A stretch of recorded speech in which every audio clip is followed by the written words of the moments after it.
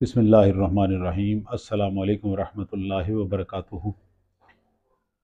مسلمانوں میں ایک شروع دن سے ایک مسئلہ چلتا آ رہا ہے کہ جو قرآن پاک بوسیدہ ہو جاتے ہیں یا وہ اوراق جن کے اوپر اللہ تعالیٰ کے اسماء حسنہ یا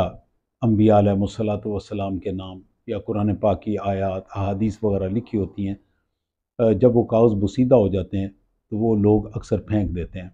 ان کے سنبھالنے کا کوئی انتظام نہیں ہے۔ ہم اپنے بچپن میں بھی دیکھتے آ رہے ہیں کہ ہمارے گھر میں ایک بڑی ساری ٹوکری ہوتی تھی، اس ٹوکری میں ہم وہ کاغذات جو تھے ہماری والدہ ڈال دیا کرتی تھی، بعد میں انہیں قبرستان میں کسی بھی جگہ پہ لا کے کوئی گڑھا بنا کے اس میں دفن کر دیا کرتے تھے۔ ابھی آبادی بڑھ گئی، قرآن پاک کی اشاعت بہت زیادہ ہو گئی، لوگوں میں قرآن پاک کا شعور کم ہوتا جا رہا ہے، تو کئی دفعہ ایسے بھی ہوتا ہے کہ ہم پکوڑے خریدنے گئے ہیں تو وہ جو کاغذ ہے جس میں پکوڑے لپیٹے ہوئے ہیں وہ قرآن پاک کا کوئی صفحہ ہے یا اخباری کاغذ ہے جس کے اوپر قرآن پاک لکھا ہوا ہے، آیات لکھی ہوئی ہیں، حدیث لکھی ہوئی ہیں۔ کئی دفعہ میرے اپنے ساتھ ہوا ہے کہ ہم گلی میں جا رہے ہیں، کوئی کاغذ پڑا وہ اٹھایا ہے تو دیکھا کہ یہ جناب کسی الیکشن کا اشتہار تھا، اس کے اوپر بندوں کے نام لکھے ہوئے ہیں، محمد امتیاز، امتیاز احمد، محمد شعور وغیرہ وغیرہ، اس طرح کے اللہ وسایا، اب یہ نام لکھے ہوئے ہیں اور ہمارے پاؤں کے نیچے آ رہے ہیں یا نالیوں میں جا رہے ہیں۔ تو اس کا میں سمجھتا ہوں کہ سنبھالنے کا اہتمام کرنا چاہیے۔ میں کوئٹہ میں تھا تو کوئٹہ میں جو کراچی بائی پاس ہے، اس بائی پاس کے اوپر ایک جگہ ہے، اس کا نام ہے جبل نور القرآن۔ تو میں جس دن پہلے دن گیا تو وہاں پہ مجھے میرے ایک دوست تھے، وہ وہاں لے کے دکھانے کے لیے، وہ پہاڑ کے اندر غاریں ہیں، قدرتی غاریں بنی ہوئی ہیں، انہوں نے اس کے اندر قرآن پاک سنبھالنے کا بندوبست کیا ہوا ہے۔ تو آپ پہلی غار میں جائیں تو وہاں پہ کیلی گرافی کے بڑے خوبصورت نمونے جو بالکل بوسیدہ ہو گئے تھے وہ انہوں نے نکال کے صاف کر کے بڑے خوبصورت شیشے کے فریم بنا کے اندر لائٹیں لگا کے تو ان میں وہ رکھ دیے ہوئے ہیں۔ آپ اندر جو ہی داخل ہوتے ہیں تو اس غار کے دونوں سائڈوں پہ وہ قرآن پاک رکھے ہوئے ہیں اور اتنی خوبصورت ہیں، تو وہ جیسے جیسے آپ آگے چلتے جاتے ہیں تو وہ قرآن پاک جو بہت اعلیٰ قسم کے ہیں وہ شروع میں ہیں، باقی